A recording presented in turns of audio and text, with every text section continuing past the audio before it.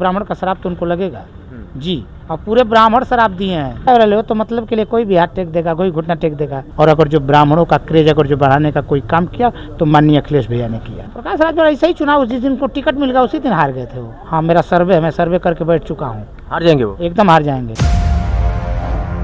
इस वक्त हम उत्तर प्रदेश के मऊ जनपद में हैं, घोसी लोकसभा क्षेत्र है। हम चुनावी यात्रा को कवरेज कर रहे थे। इसी दौरान हमसे मिल गए दुर्गा दत्त पांडे, जो समाजवादी पार्टी के लिए दमखम लगा रहे हैं कि यहाँ से राजीव राय जीतें और अखिलेश यादव की एक बार सरकार बने।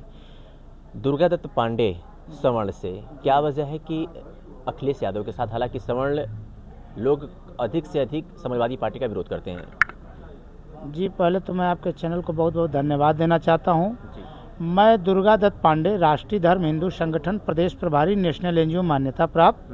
सर, मैं अखिलेश भैया जी के पार्टी में आया हूं और माननीय महेंद्र राजभर सुहलदेव स्वाभिमान पार्टी के राष्ट्रीय अध्यक्ष, मैं उनके पार्टी का सक्रिय सदस्य हूं।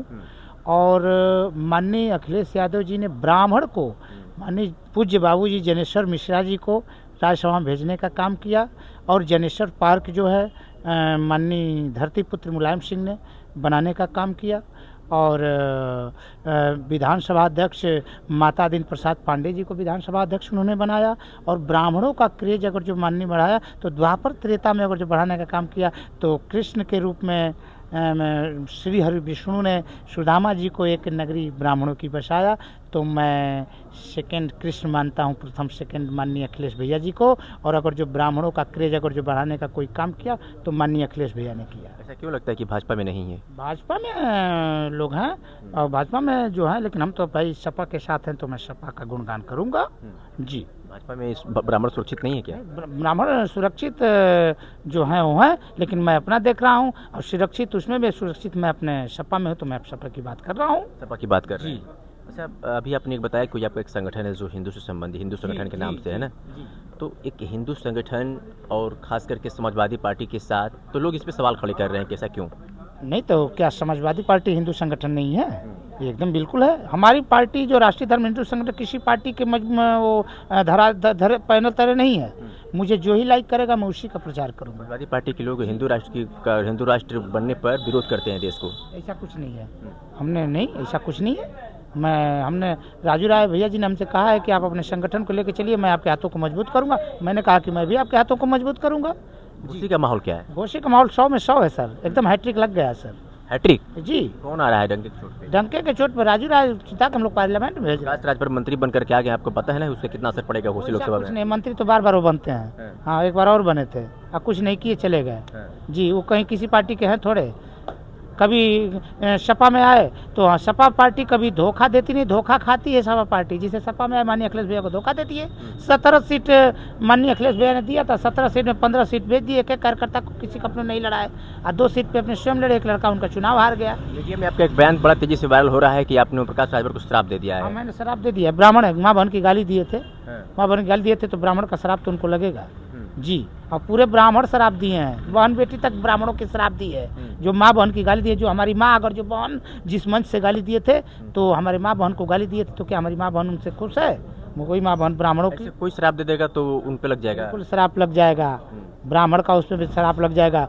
ब्राह्मण के आप बात कर, ब्राह्मण को चैलेंज करते हैं। ब्राह्मण अगर जो उनके घर कोई माँ, अगर जो उनकी माँ का है, कोई किसी का कर्म कांड क्रिया होता है तो ब्राह्मण ही त्याग घोटता है। कोई अगर जो धरातल पे कोई अगर जो भस्म घोटने वाला है सिर अगर जो शंकर भगवान के बाद, तो दूसरा रूप ब्राह्मण होता है। पूछते हैं क्या? हाँ, नहीं पूछते क्या, ब्राह्मण है जो कि ब्राह्मण ही पहले एक कौर उठाता है तो उसके बाद कोई आके कोई दूसरा भोजन लेता है। उनका लड़का अरविंद राजभर एक ब्राह्मण के सामने, ब्रजेश पाठक के सामने और घुटने टेक करके किसी से माफी मांग ले तो आप लोगों को तो उसे माफ कर देना चाहिए। ऐसा कैसे माफ कर दें? अगर जैसी बात है तो पूरे आके पूरे ब्राह्मणों से माफी मांगे। अगर जो ब्राह्मण माफी करता है तो देखा जाएगा, ब्राह्मण से माफी मांगे। उनकी एक वीडियो वायरल हो रही है, उस पर क्या कहेंगे आप? वीडियो क्या वायरल हो तो मतलब के लिए कोई भी हाथ टेक देगा, कोई घुटना टेक देगा, मतलब के लिए है। फिर आज घुटना टेक के गाली देगा, फिर माँ बहन की गाली दिया। हो सकता है कि चट्टी चौराहे ब्राह्मण ठाकुरों घूम घूम को मारने भी लगे हों।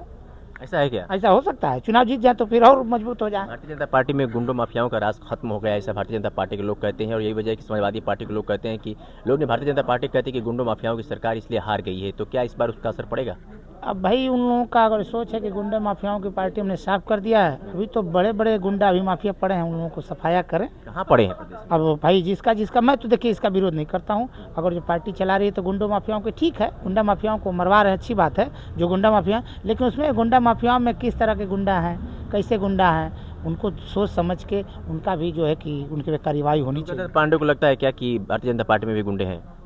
नहीं सर, मैं तो इसका नहीं कर सकता हूँ कि गुंडे कौन है सर। वो तो पहले उनका ब्रेन वॉश होता है कि ये गुंडा है कि क्या है, पर उनको धरातल पे चेक किया जाता है, उनका वायरल होता है कि गुंडा है क्या, उनकी छवि देखी जाती है। तो गुंडा सर अब वो लोग जाने कि गुंडा कौन है, भाई वो पता करें कि गुंडा हम कैसे कर सकते हैं सर। प्रकाश राजभर हराने के लिए आप लोगों ने क्या किया है? प्रकाश राजभर ऐसे ही चुनाव, जिस दिन को टिकट मिल गया उसी दिन हार गए थे वो जी। वो तो सोच रहे हैं कि मैं यहाँ से सीट छोड़ के भाग जाऊँ। क्यों?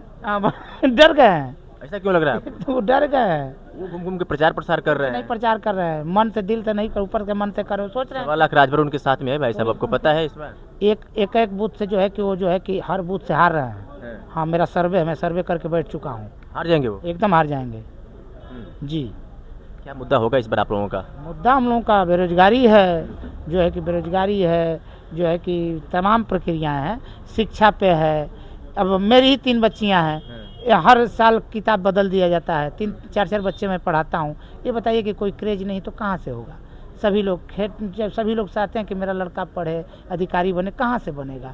अगर जो भाजपा सरकार कहती है तो प्राइवेट स्कूलों में ये माफ़ कर दे। मोदी जितनी योजना लेकर के आए हैं, राम मंदिर बनवा दिया, उसके बाद से 4 राशन मिल रहा है फ्री का, सिलेंडर, चूल्हा, आवास, गैस वगैरह तमाम तरह की योजनाएं आ रही हैं। सड़कों का जाल बिछ गया प्रदेश में, धारा 370 हटवा दिया पिछले बार उन्होंने, ये CA लागू करवा दिए, तमाम तरह की योजनाएं मोदी की, भारतीय जनता पार्टी की है, तो उसका असर पड़ेगा ना इस बार लोकसभा चुनाव में? भारतीय जनता पार्टी के पास अब कोई मुद्दा ही नहीं रह गया है। क्या मुद्दा लेके इस बार करेंगे? अब क्या हटवाएंगे? अब क्या हटवाएंगे? बेरोजगारी, महंगाई हटवाने की बात कर रहे हैं। अब क्या हटवाएंगे? जब 10 रोजगार नहीं हटवा पाएंगे तो अब क्या हटवाएंगे?